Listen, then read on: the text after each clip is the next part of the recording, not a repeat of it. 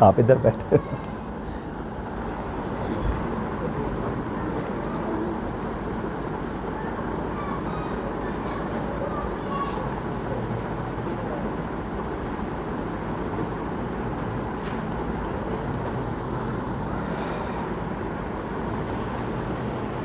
یہ کس طرح پتہ ہے کہ ادھر کل چاند نہیں نظر آیا؟ ہاں اچھا.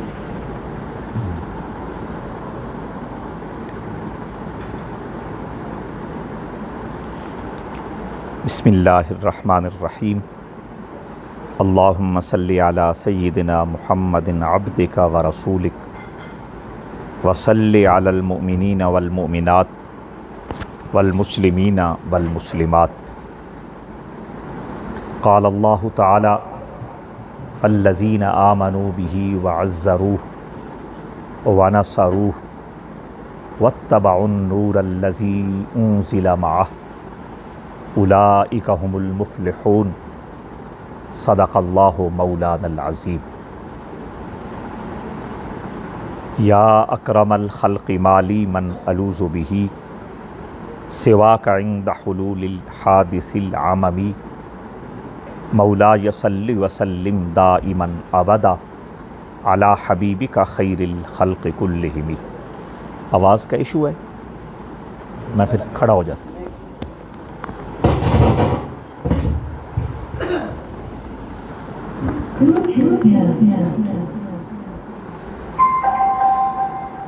چودہ 1445 ہجری، دوسرا مہینہ صفر المظفر. آج 29 تاریخ گزر چکی ہے. ممکن ہے آج کی رات ربیع النور کی پہلی رات ہو، اور اگر چاند نظر نہ آیا تو کل ماہ نور کی پہلی رات ہوگی. ویسے تو سارے سال، سارے مہینے، سارے دن اور سارے اوقات رسول اللہ کے لیے ہیں. حدیث قدسی ہے، لولاک لما خلقت الدنیا وما فیہا. اے حبیب مکرم صلی اللہ علیہ وسلم، اگر آپ کو اس عالم آب و گل میں جلوہ گر نہ کرنا ہوتا تو مجھے نہ دنیا بنانے کی ضرورت تھی اور نہ جو کچھ دنیا میں ہے اسے پیدا کرنے کی حاجت تھی. اور اسی کو امام محبت نے کتنی خوبصورتی کے ساتھ بیان کیا. یہ زمین و زمان تمہارے لیے، یہ مکین و مکان تمہارے لیے، یہ چنین و چناں تمہارے لیے. لیکن ماہ ربیع الاول میں رحمت عالم صلی اللہ علیہ وآلہ وسلم کی بشری لباس میں جلوہ گری ہوئی. اس کے لیے زمین کا خطہ مکہ مکرمہ کا انتخاب ہوا اور خاندان قریش کا چناؤ ہوا، اور سیدنا عبداللہ بن عبد المطلب کو رحمت عالم صلی اللہ علیہ وآلہ وسلم کا باپ ہونے کا شرف حاصل ہوا. تو اس نسبت سے ربیع النور کی آمد پر، ماہ ربیع الاول کی آمد پر پوری دنیا میں رحمت عالم صلی اللہ علیہ وآلہ وسلم کے نام لیوا کثرت سے حضور کا ذکر کرتے ہیں، حضور کی عظمت و شان کا تذکرہ کرتے ہیں، حضور کی رفعت و تکریم کی بات کرتے ہیں، رب ذوالجلال نے چن چن کر جو اوصاف و کمالات اپنے حبیب کے نام کیے ان کا والہانہ تذکرہ کرتے ہیں، اور رب کریم نے محبوب کریم صلی اللہ علیہ وآلہ وسلم کو جو سورج اور چاند سے روشن سیرت عطا فرمائی، اس سیرت کے جلووں کی بات کرتے ہیں، اس سیرت سے پھوٹنے والی ضیاء کی بات کرتے ہیں، اس سیرت سے جو کائنات کو اجالے نصیب ہوتے ہیں ان کے تذکرے کرتے ہیں، اور اس سیرت کو اپنانے سے کلمہ گو کو جو احترام، جو افتخار اور جو وقار نصیب ہوتا ہے اس کی بات کرتے ہیں۔ تو اسی تسلسل کو جاری رکھتے ہوئے ربیع النور کی آمد پر آج ہم بھی قرآن مجید کی ایک آیت کریمہ پہ بات کرنا چاہیں گے، جس میں رب ذوالجلال نے اپنے حبیب مکرم صلی اللہ علیہ وآلہ وسلم کے 4 حقوق کا بیان کیا ہے کہ جو حضور کا نام لیوا ہے، جو حضور کا کلمہ پڑھنے والا ہے، اور جو حضور کو اپنا آخری نبی اور رسول ماننے کا عقیدہ رکھنے والا ہے اور امتی ہونے کا شرف حاصل کرنے والا ہے، اس کو کن کن باتوں میں رحمت عالم صلی اللہ علیہ وآلہ وسلم کی پیروی کرنا ضروری ہے۔ قرآن مجید نے بڑی ترتیب کے ساتھ ان 4 حقوق کا بیان کیا۔ فالذین آمنوا بہ، پہلا حق یہ بیان کیا کہ محمد ابن عبداللہ کوئی عام بشر اور انسان نہیں ہے۔ کبھی بھی یہ خیال نہ کرنا کہ ان کی شکل و صورت ہماری شکل و صورت جیسی ہے، ان کی غذا ہماری غذا جیسی ہے، ان کے بشری تقاضے ہمارے بشری تقاضوں جیسے ہیں، ان کے انسانی معاملات و معمولات ہمارے جیسے ہیں، ہرگز نہیں۔ رحمت عالم صلی اللہ علیہ وآلہ وسلم کی ذات کو میں نے فیصل قرار دیا ہے۔ فیصل کا مطلب یہ ہے فرق کرنے والی، کس کے درمیان؟ حق اور باطل کے درمیان، ایمان اور کفر کے درمیان فیصل کے طور پر رحمت عالم کو مبعوث کیا۔ کیا مطلب؟ کہ جب تک تم رسول کریم صلی اللہ تعالی علیہ وسلم کی ذات اقدس پر ایمان نہیں لاؤ گے، یعنی جب تک اس بات کا اقرار اور اعلان نہیں کرو گے کہ یہ اللہ کے نبی ہیں، اللہ کے رسول ہیں، صرف محمد ابن عبداللہ کی حیثیت سے نہیں دیکھنا، صرف عبد المطلب کا پوتا ہونے کی حیثیت سے نہیں دیکھنا، صرف معزز قبیلہ قریش کا ایک بہترین فرد اور انسان ہونے کی حیثیت سے نہیں دیکھنا، بلکہ تمہاری جنت اور دوزخ کا فیصلہ میں نے اس اعتبار سے کر دیا ہے کہ محمد ابن عبداللہ کو اللہ کا نبی بھی ماننا ہے، اللہ کا رسول بھی ماننا ہے، اور ختم نبوت کا تاج بھی ان کے سر پہ سجا ہوا تسلیم کرنا ہے۔ اور جب تم حضور کو اس حیثیت سے مان لو گے، اللہ کا آخری نبی اور آخری رسول ہونے کی حیثیت سے اقرار اور اعلان کر دو گے، تم مومن کہلاؤ گے۔ مومن کا ایک سادہ سا معنی یہ ہے کہ تمہارے وجود پر دوزخ کی آگ کو حرام قرار دیا جائے گا، یعنی تو امن میں آ جاؤ گے، دوزخ کی آگ سے امن میں آ جاؤ گے۔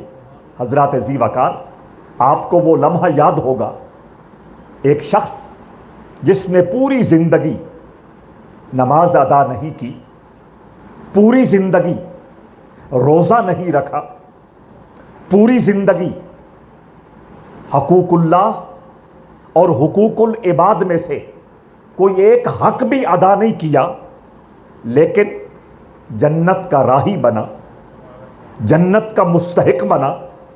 معاملہ کیا پیش آیا؟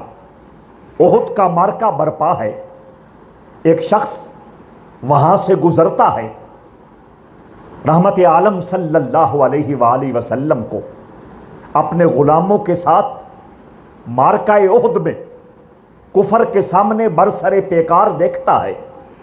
حضور کو جب دیکھتا ہے تو دیکھتا ہی رہ جاتا ہے، اس کی نظریں حضور کے مبارک چہرے کا طواف کرنا شروع کر دیتی ہے۔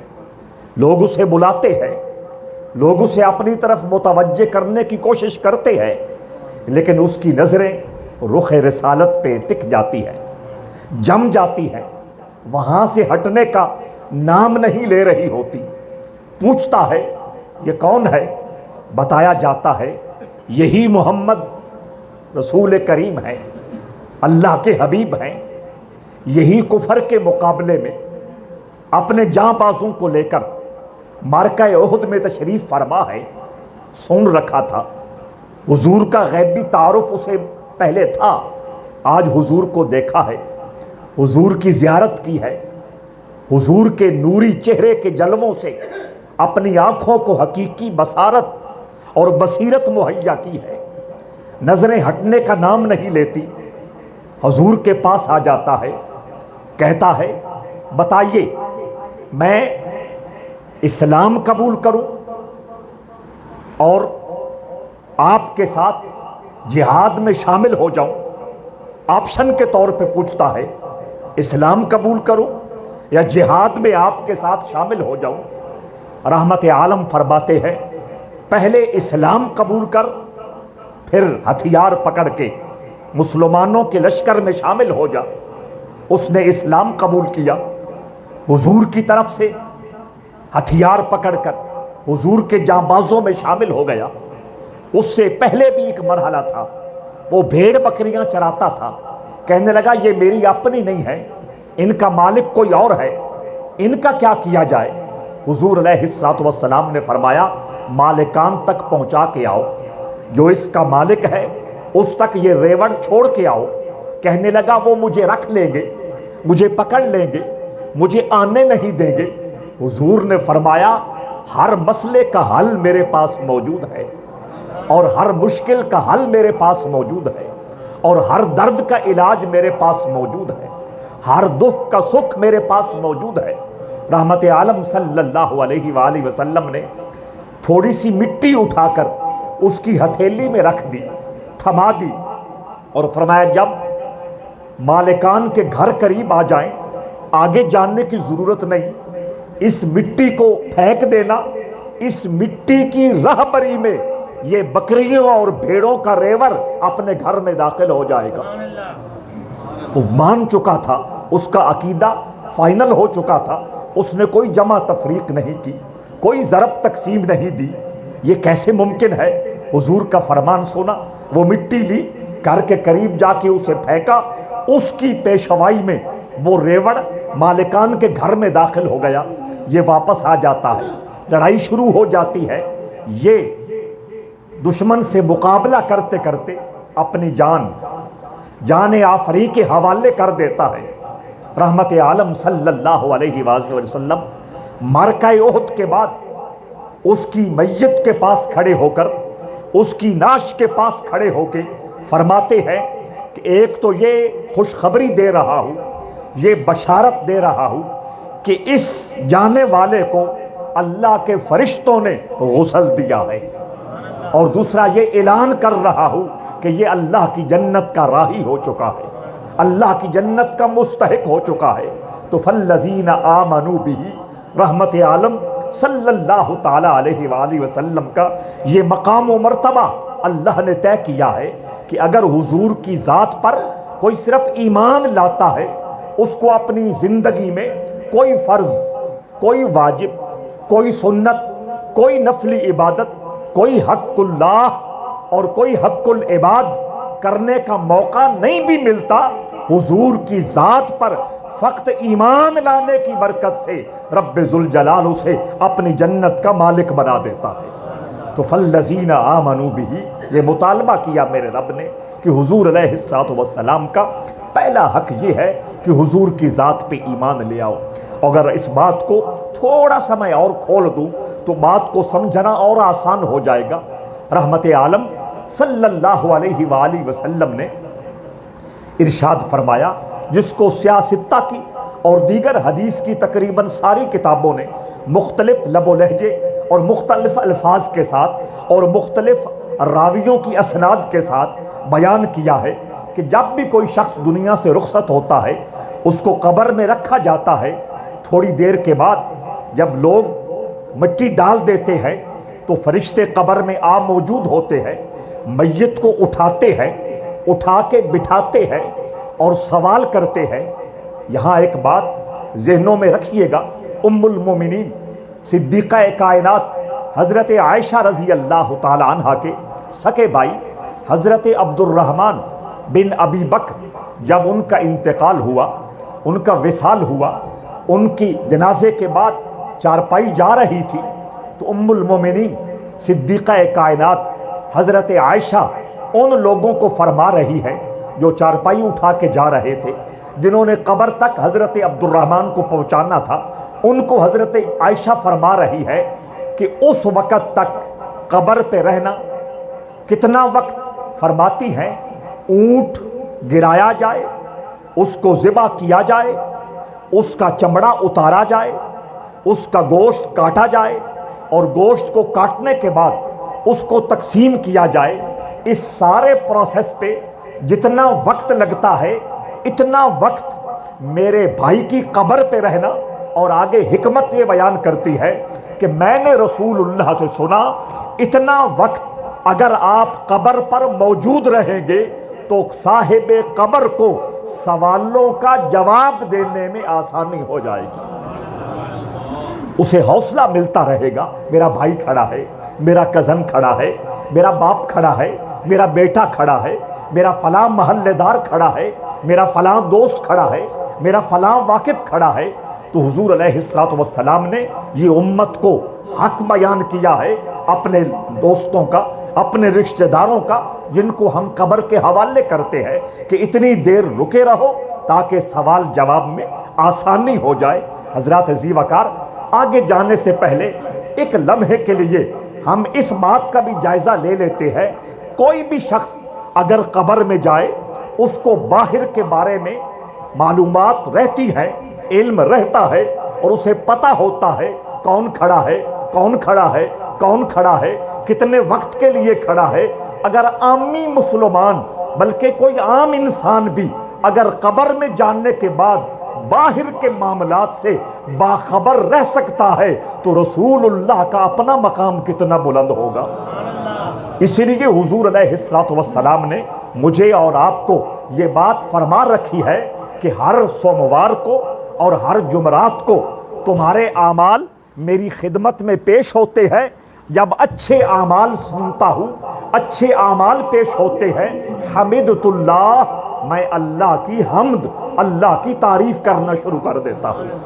اور خدا نخواستہ اگر ایسی باتیں میری خدمت میں پہنچا دی جائیں جو تمہارے شایان شان نہیں ہے، جو تمہارے قد کاٹ کے مناسب نہیں ہے، جو تمہارے مقام و مرتبہ سے چھوٹی ہے، جن باتوں کو اللہ اور اس کے رسول نے ناپسند کیا ہے اور وہ باتیں مجھ سے سرزد ہو جاتی ہے اور وہ ساری کارگزاری حضور کی خدمت میں پہنچتی ہے، تو آقا فرماتے ہیں میں پھر بھی ناراض نہیں ہوتا اور میں پھر بھی ایک مایوس نہیں کرتا ہوتا، بلکہ میں تمہاری طرف سے اللہ کے دربار میں استغفار کرنا شروع کر دیتا ہوں کہ وہ میری امتی کو نظر انداز فرما دے، اس پہ اپنی رحمت کا سایہ فرما دے، اس کو اس گناہ سے دور فرما دے۔ تو دوستان ذی وقار، ام المومنین صدیقہ کائنات حضرت عائشہ کی یہ بات ہمیں یاد رکھنا ہوگی۔ تو خیر میں عرض یہ کر رہا تھا، قبر میں لٹایا جاتا ہے، لوگ مٹی ڈال دیتے ہیں، پھر فرشتے آتے ہیں، قبر میں جو گیا ہے اس کو اٹھاتے ہیں، اٹھا کے بٹھاتے ہیں اور اس سے 3 سوال کرتے ہیں، من ربک، تیرا رب کون ہے؟ اگر رب سے تعلق رہا ہے تو بندہ کہے گا ربی اللہ، میرا رب اللہ ہے۔ دوسرا سوال یہ ہوگا ما دینوں کا، تیرا دین کیا ہے؟ اگر دین داری رہی ہے، دین سے واسطہ رہا ہے، دین سے رشتہ رہا ہے، تو بندہ خوش ہو کے کہے گا دینی الاسلام، میرا دین اسلام ہے۔ حیرت ناک بات یہ ہے، ایک شخص نے پوری زندگی عربی کا ایک لفظ بولا ہی نہ ہو، عربی کا ایک لفظ سنا نہ ہو، اس سے بھی قبر کے اندر جس زبان میں سوال ہوگا وہ عربی ہوگا اور وہ صاحب قبر اس کو سنے گا، اس کو سمجھے گا اور عربی زبان میں جواب دے گا۔ تو معلوم یہ ہوا کہ انسان کی فطرت میں جو اللہ نے زبان رکھی ہے وہ عربی زبان ہے۔ وہ کسی بھی علاقے کا فرد ہو، جہاں کی کوئی بھی بولی ہو، انگریزی بولنے والا ہو، ہسپانوی بولنے والا ہو، فرانسیسی بولنے والا ہو، چائنیز بولنے والا ہو، ترکش بولنے والا ہو، فارسی بولنے والا ہو، کسی بھی علاقے سے اس کا تعلق ہو، اس کی مادری زبان کوئی بھی ہو، لیکن جو فطرتی زبان اللہ نے انسان کی اندر رکھی ہے وہ جنت کی زبان ہے، وہ قرآن کی زبان ہے، وہ محمد عربی کی زبان ہے اور وہ اللہ کی اپنی زبان ہے۔ تو من ربک، تیرا رب کون ہے؟ ربی اللہ، میرا رب اللہ ہے۔ ما دینوں کا، تیرا دین کیا ہے؟ میرا دینی الاسلام، میرا دین اسلام ہے۔ اب یہاں رک کے آپ نے ایک بات کا جائزہ لینا ہے، اللہ کی ذات کو بھی مان لیا کہ وہ میرا رب ہے۔ جب دین کے بارے میں سوال ہوا، دین میں قرآن بھی آ گیا، دین میں حدیث بھی آ گئی، دین میں شریعت کے مسائل بھی آ گئے، دین میں حقوق اللہ بھی آ گئے، دین میں حقوق العباد بھی آ گئے، دین کا دائرہ وسیع ہے، اس میں یہ ساری چیزیں آ گئی۔ حد یہ ہے جب پوچھا گیا کہ تیرا دین کیا ہے، جواب دیا جائے گا دینی الاسلام، میرا دین اسلام ہے۔ اب حق یہ تھا کہ دین کے اندر قرآن بھی ہے، دین کے اندر ہدایت بھی ہے، دین کے اندر شریعت بھی ہے، دین کے اندر مسائل شریعت بھی ہے، دین کے اندر حقوق اللہ بھی ہے، دین کے اندر حقوق العباد بھی ہے۔ انسان کمپلیٹ ہو گیا اپنی آخرت کے اعتبار سے، لیکن نہیں، بات نہیں بنی۔ تیسرا سوال لازمی سوال ہے اور وہ سوال یہ ہوگا ما تقول فی حق کی حاضر رجل، یہ جو ہستی جلوہ گر ہے اس کے بارے میں تو کیا کہتا ہے؟ وہاں یہ کوئی نہیں بات ہو سکے گی کہ جب میں نے کہہ دیا کہ میرا دین اسلام ہے، اسلام کے سرکل میں سب کچھ آ گیا، یہ الگ سے سوال کیوں کیا جا رہا ہے؟ لیکن سوال ہوگا کہ اس ہستی کے بارے میں کیا کہتا ہے۔ اگر اس ہستی سے پیار، اس ہستی سے محبت، اس ہستی کا احترام اور اس ہستی کے وقار سے میرا دل زندگی میں مدینہ بنا رہا تو میں ناز سے کہوں گا اور فخر سے کہوں گا یہ تو ہستی وہی ہے گویا جس کو دیکھنے کے لیے میں قبر میں پہنچا ہوں۔ تو فرمایا فالذین آمنوا بہ، حضور کا پہلا حق یہ ہے کہ حضور کی ذات پہ ایمان لے آؤ۔ قبر میں بھی جب تک حضور کے بارے میں تم اقرار نہیں کرو گے، حضور کے بارے میں اعتراف نہیں کرو گے، حضور کی رسالت و نبوت کا جب تک اعلان نہیں کرو گے، تمہارا چھٹکارا ممکن نہیں ہے، تمہاری خلاصی ناممکن ہے، لہذا فالذین آمنوا بہ، میرے رب کا مطالبہ ہے دنیا کے ہر انسان سے کہ میرے رسول کا پہلا حق یہ ہے کہ میرے رسول پر ایمان لے آؤ، کہ وہ اللہ کے نبی ہے، وہ اللہ کے رسول ہے، اور ختم نبوت کا تاج سجا کر اس دنیا میں جلوہ گر ہوئے ہیں، ان کے بعد اور کوئی نبی نہیں آئے گا۔ ایک ایک لفظ پہ بات کو تفصیلاً چھیڑا جا سکتا ہے، لیکن میں نے مختصر وقت میں چاروں حقوق کو عرض کرنا ہے۔ فالذین آمنوا بہ وعزروہ، ایمان لے آئے، حضور کی ذات کے بارے میں اقرار کر لیا کہ وہ اللہ کے نبی ہے، اللہ کے رسول ہے، ختم نبوت کا تاج سجا کر جلوہ گر ہوئے ہیں، قرآن جو صاحب قرآن ہیں ان کو ہم نے تسلیم کر لیا۔ اس کے بعد فرمایا دوسرا حق یہ ہے وعزروہ، میرے رسول کا احترام کرو۔ یہ قرآن کا مطالبہ ہے، یہ کسی تنظیم کا مطالبہ نہیں ہے، کسی خاص فکر کی ڈیمانڈ نہیں ہے، کسی ادارے کا مطالبہ نہیں ہے، یہ براہ راست رب ذوالجلال نے مطالبہ کیا ہے۔ وعزروہ، میرے رسول کی عزت کرو، میرے رسول کی توقیر بجا لاؤ، میرے رسول کا ادب بجا لاؤ، میرے رسول کا احترام بجا لاؤ۔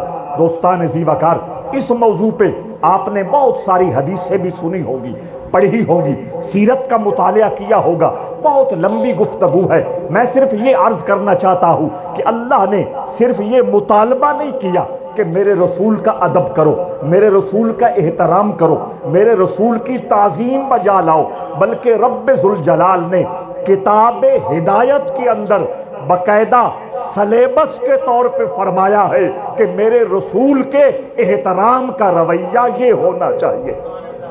صرف مطالبہ نہیں ہے کہ احترام کرو، نہیں، آگے اس کی تفصیل بھی بیان کی ہے، اس کو ڈیٹیل سے کہا ہے۔ ایک مقام پہ فرمایا جس طرح تم ایک دوسرے کو بلاتے ہو میرے رسول کو یوں نہیں بلانا، نام لے کے بلاتے ہو نا، میرے رسول کو نہیں بلانا۔ اور فرمایا اس کے لیے اگر تمہیں کوئی ماڈل دیکھنا ہے تو اللہ فرماتا ہے میری اپنی ذات ہے، میں نے کبھی بھی اپنے محبوب کو نام لے کے نہیں بلایا، کبھی طٰہٰ کہتا ہوں، کبھی یا ایھا المدثر کہتا ہوں، کبھی یا ایھا المزمل کہتا ہوں، کبھی یا ایھا النبی کہتا ہوں، کبھی یا ایھا الرسول کہتا ہوں۔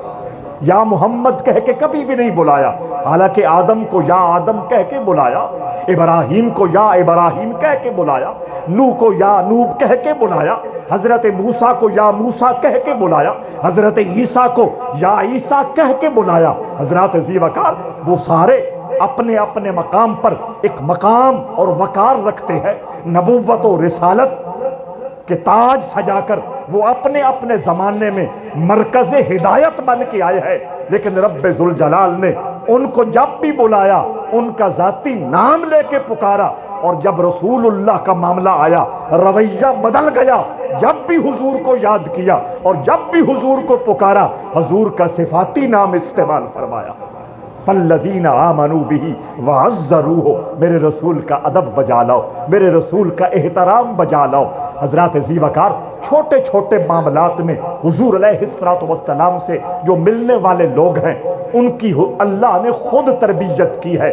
میں نے پہلے بھی کسی موقع پہ عرض کیا تھا، کوئی بڑی شخصیت ہوتی ہے، مرشد ہو، اس کا پروٹوکول اور اس کے آداب اور احترام مریدین بتاتے ہیں، استاد کا ادب اور احترام شاگرد سناتے ہیں، آفیسر کا پروٹوکول چھوٹے پرانے ملازم بتاتے ہیں، لیکن رحمت عالم کا مقام نرالا ہے، رحمت عالم کا وقار عجب ہے، حضور کی شان منفرد ہے، رسول اللہ کے آداب رب ذوالجلال نے خود بتلائے ہیں، کائنات میں اس کی اور کوئی مثال نہیں ہے۔ حضور کے پروٹوکول اور حضور کے احترام کی بات جب بھی کی رب نے خود کی، لا ترفعوا اصواتکم فوق صوت النبی ولا تجہروا له بالقول کجہر بعضکم لبعض ان تحبط اعمالکم وانتم لا تشعرون۔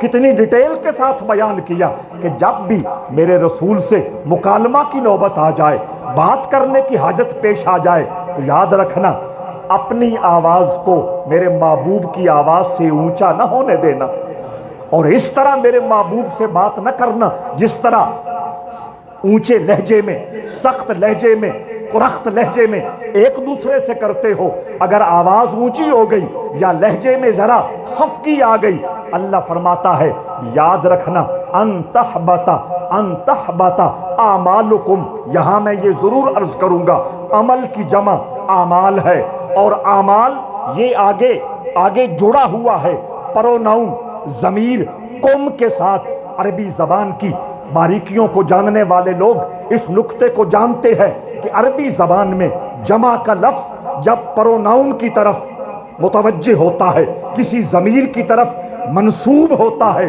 اس کا مطلب یہ ہوتا ہے کہ اس لفظ کے جتنے افراد اس کائنات کے اندر ممکن ہیں، بولنے والا وہ سارے افراد اپنی بات میں مراد لے رہا ہے۔ تو ان تحبط اعمالکم کا معنی یہ ہوگا کہ اے حاجی صاحب، اے نمازی صاحب، اے غازی صاحب، اے مجاہد صاحب، اے سخی صاحب، تیری زندگی کے جتنے نیک اعمال ہیں، وہ فرائض ہو، وہ واجبات ہو، وہ سنن ہو، وہ نوافل ہو، وہ مستحبات ہو، اللہ کسی کو نہیں دیکھے گا، اپنے محبوب کی رفعت کو دیکھے گا۔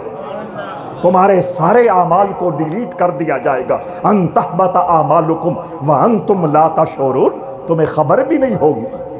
سیال شریف کے ایک بزرگ تھے، انہوں نے اس آیت کریمہ کا ترجمہ کتنی خوبصورتی کے ساتھ نبھایا۔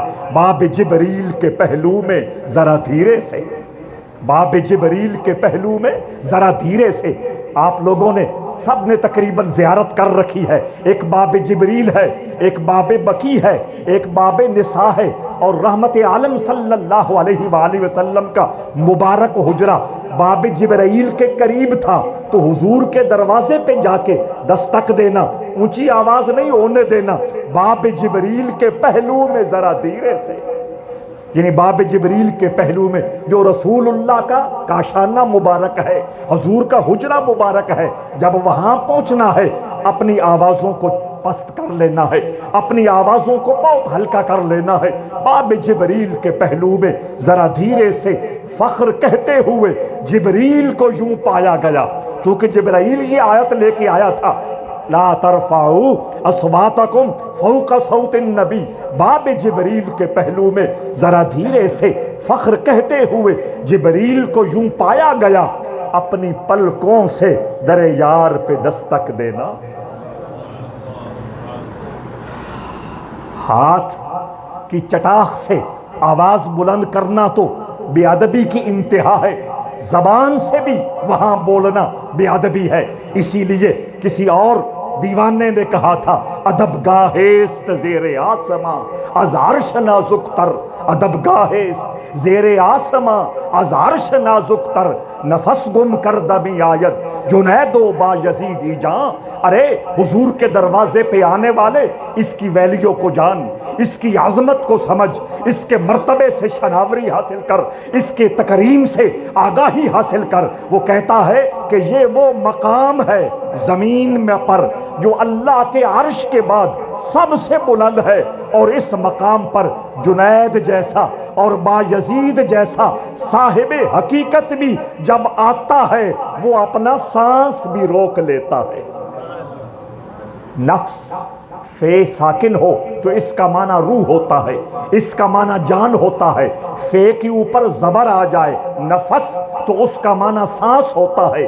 تو ادب گاہست زیر آسماں از عرش نازک تر، کہ زمین پر اللہ کے عرش سے بھی ادب اور شان کے اعتبار سے کوئی مقام بہت بلند ہے، تو وہ باب جبریل کے پہلو میں جو رسول اللہ کا حجرہ ہے، یہی وہ مقام ہے جو زمین پر اللہ کے عرش سے بھی مرتبے کے اعتبار سے بلند ہے۔ میں یہاں ایک اور بات بھی عرض کر دوں، آپ نوٹ فرما لیجئے گا، مفسرین نے، محدثین نے اس مقام پر ایک کمال بات لکھی ہے۔ میں بہت ساری شخصیات کا حوالہ نہیں دیتا، یہ کراچی میں مکتبہ دیوبند کا ایک مشہور عالم گزرے ہیں، علامہ یوسف بنوری ان کا نام ہے۔ انہوں نے مختلف حدیث کی کتابوں کی شروحات لکھی ہیں۔ انہوں نے ترمذی شریف کی شرح لکھی ہے، جس کے اندر انہوں نے یہ لکھا ہے، توجہ چاہتا ہوں، وہ لکھتے ہیں کہ زمین کا وہ حصہ جس میں رسول اللہ آرام فرما رہے ہیں وہ مقام اور مرتبے کے اعتبار سے اللہ کے عرش سے بھی اونچا ہے، اللہ کے عرش سے بھی اونچا ہے۔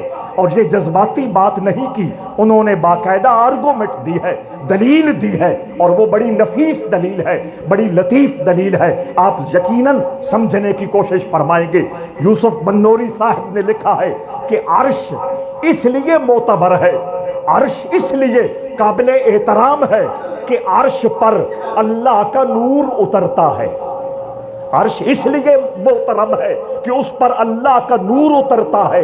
یہ کسی کتاب میں نہیں لکھا کہ اللہ عرش پر بیٹھتا ہے، اللہ بیٹھنے سے پاک ہے، اللہ بیٹھنے سے پاک ہے۔ اگر ہم یہ کہیں اللہ بیٹھتا ہے تو پھر ہمیں ماننا پڑے گا فزیکلی اللہ باڈی رکھتا ہے، جسم رکھتا ہے، اور اللہ جسم سے پاک ہے، صرف نور اترتا ہے۔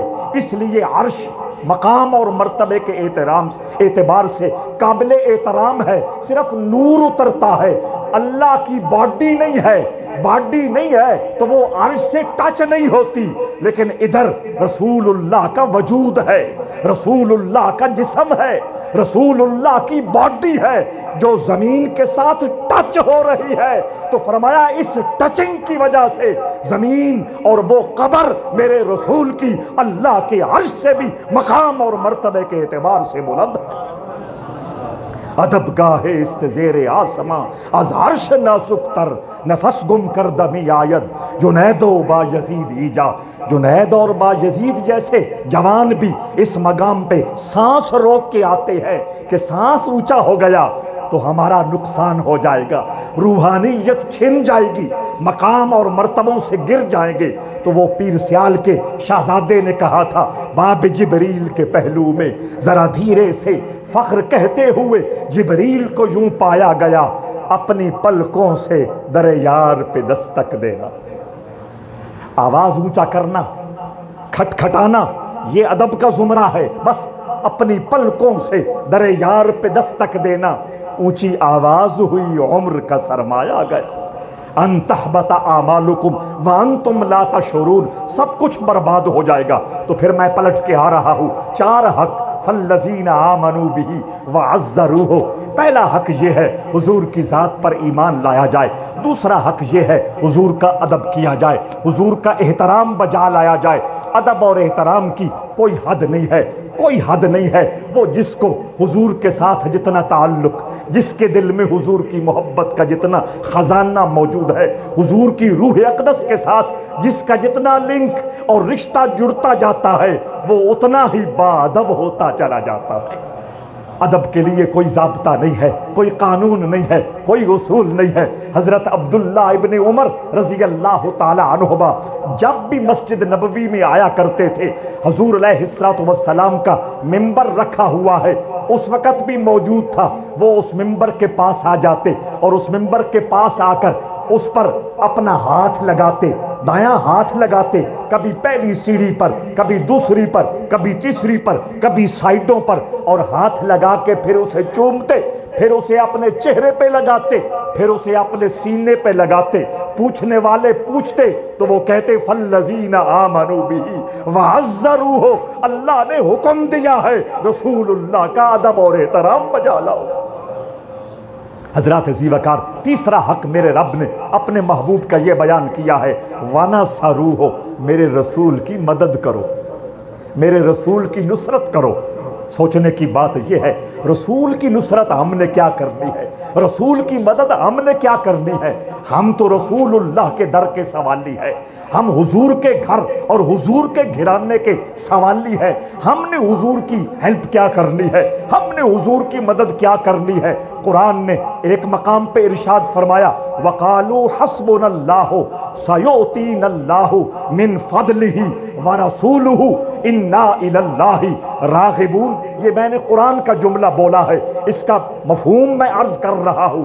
اللہ کہتا ہے اللہ فرماتا ہے حسبنا اللہ وقالوا حسبنا اللہ، ہمیں اللہ کافی ہے، اور آگے فرمایا سیؤتینا اللہ من فضلہ ورسولہ، اللہ فرما رہا ہے کہ صحابہ کہتے ہیں، حضور کے دیوانے کہتے ہیں ہمیں اللہ اور اس کے رسول نے سب کچھ دے دیا ہے۔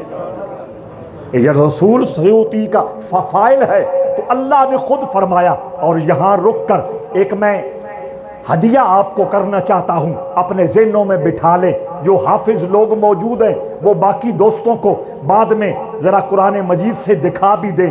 میرے جو دوست یہ چاہتے ہیں کہ ہمیں بار بار مکہ مکرمہ اور مدینہ شریف میں حاضری کی سعادت ملے، خواہ وہ عمرہ کی صورت میں ہو، خواہ وہ حج کی صورت میں ہو، کون مومن ہے جس کی یہ آرزو نہیں ہے کہ مجھے اللہ کے در پر اور رسول اللہ کے در پر حاضری کا موقع مل جائے؟ وسائل کی کمی ہوتی ہے، تو دوستان ذی وقار، اللہ رب العزت کے محبوب اور مقبول بندوں نے دو آیتیں بتا رکھی ہیں جو نماز کے اندر پڑھی جاتی ہے۔ التحیات میں جب ہم بیٹھتے ہیں درود شریف پڑھتے ہیں، السلام علیکہ ایھا النبی پڑھتے ہیں، پھر درود شریف پڑھتے ہیں، پھر رب اجعلنی مقیم الصلاۃ یہ دعا پڑھتے ہیں۔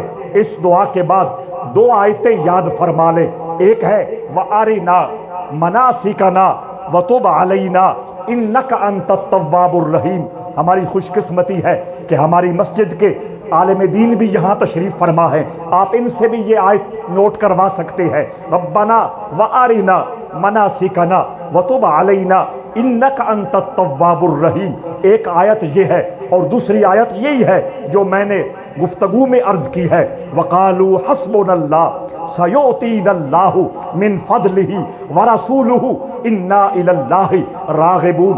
پہلی آیت سورہ بقرہ کی ہے اور یہ دوسری آیت سورہ توبہ کی ہے۔ رب اجعلنی والی دعا پڑھ کر یہ دو آیتیں وہاں پڑھیں اور پھر سلام پھیریں، اللہ رب العزت اپنے اس پاک کلام کی برکت سے اور اہل نظر کے فرمان کی برکت سے بار بار اس مقدس مقامات پر حاضری کا موقع عطا فرماتا رہے گا۔ تو خیر میں عرض یہ کر رہا تھا کہ ہم نے رسول اللہ کی مدد کیا کرنی ہے۔ صحابہ کو قرض ہو جاتا، وہ حضور کی کچہری میں جاتے، حضور کھجوروں کے پاس کھڑے ہو کر دعا مانگتے، وہ سارے قرض خواہ کھجوریں لے جاتے، اور جب حضرت عبداللہ ابن جابر کپڑا اٹھا کے دیکھتے ہیں کہتے ہیں مجھے لگتا ہے ایک کھجور بھی میری غائب نہیں ہوئی۔ کوئی آنکھ خراب ہوتی ہے، رحمت عالم آنکھ چشم خانہ میں رکھ کر اپنا لعاب لگاتے ہیں، وہ صحابی کہتے ہیں دوسری آنکھ کے مقابلے میں اس آنکھ سے زیادہ نظر آ رہا ہے۔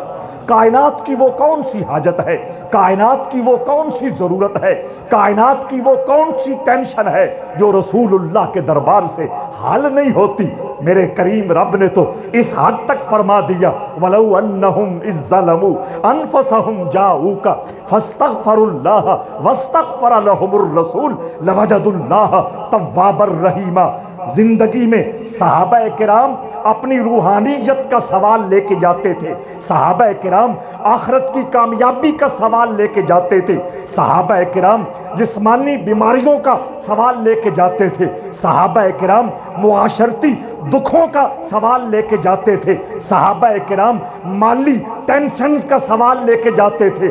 رحمت عالم اللہ رب العزت کے دربار میں عرض کرتے تھے، کریم و رحیم رب مصطفیٰ کریم کی لاج رکھتے ہوئے ان کی مشکلات آسان فرما دیتا تھا، اور قیامت تک کے لیے اللہ نے یہ مشکل آسان فرما دی، تم میں سے جو بھی اپنی جانوں پر ظلم کر بیٹھے میرے رسول کے دروازے پہ آ جائے۔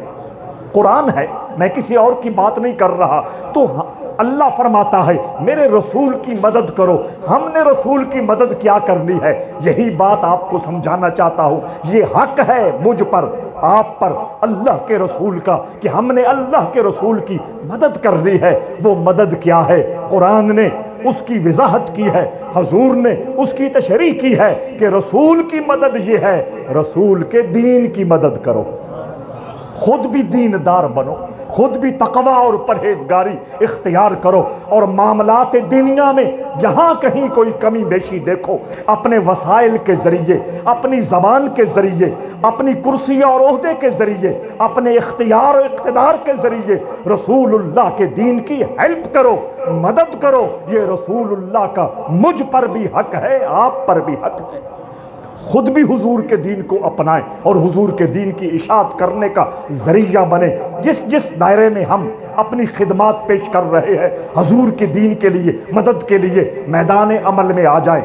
اور حضرات ذی وقار، چونکہ ربیع النور کل سے یا پرسوں سے شروع ہو رہا ہے، میں آپ دوستوں کے خوبصورت ذہنوں میں یہ پیغام بٹھانا چاہتا ہوں کہ ہم نے صرف نعرے نہیں لگانے، ہم نے صرف چاول کی دیگوں پہ ربیع الاول کو نہیں گزارنا، ہم نے مختلف نمائشی قسم کی مجالس اور محافل کو اٹینڈ نہیں کرنا، ہم نے صرف قوالی اور محفل سما کی گرم گرم محفل سجا کر محبت رسول کا حق ادا نہیں کرنا۔ یہ ضمنی چیزیں ہیں، یہ ضمنی چیزیں ہیں۔ اصل رسول اللہ کے ساتھ محبت کا جو عملی قدم ہے وہ یہ ہے کہ رسول اللہ کے دین کو اپنایا جائے اور رسول اللہ کے دین کی اشاعت کی جائے۔ میں پہلے بھی ایک مرتبہ اسی مجلس میں یہ بات عرض کر چکا ہوں کہ مجھے کتنے اہل نظر نے یہ بتایا ہے، اور اہل نظر کی کتابوں میں لکھا ہے کہ دنیا کے جس خطے میں رسول اللہ کے دین کی خدمت ہو رہی ہو، وہاں ہر سوموار کو رسول اللہ فزیکلی تشریف لاتے ہیں۔ یہ حضور علیہ السلام کو اپنے دین کے ساتھ پیار، اپنے دین سے محبت اور اپنے دین کی ویلیو جو حضور کے ذہن میں ہے۔ آخر کوئی بات تو ہے، اس دین کے لیے حضور نے گھر چھوڑا، اس دین کے لیے حضور نے زخم کھائے، اس دین کے لیے کون سی قربانی ہے جو رسول محتشم نے خود نہیں دی؟ اور حضور کو دیکھ کے حضور کے صحابہ نے سب کچھ دین پر قربان اور نثار نہیں کر دیا۔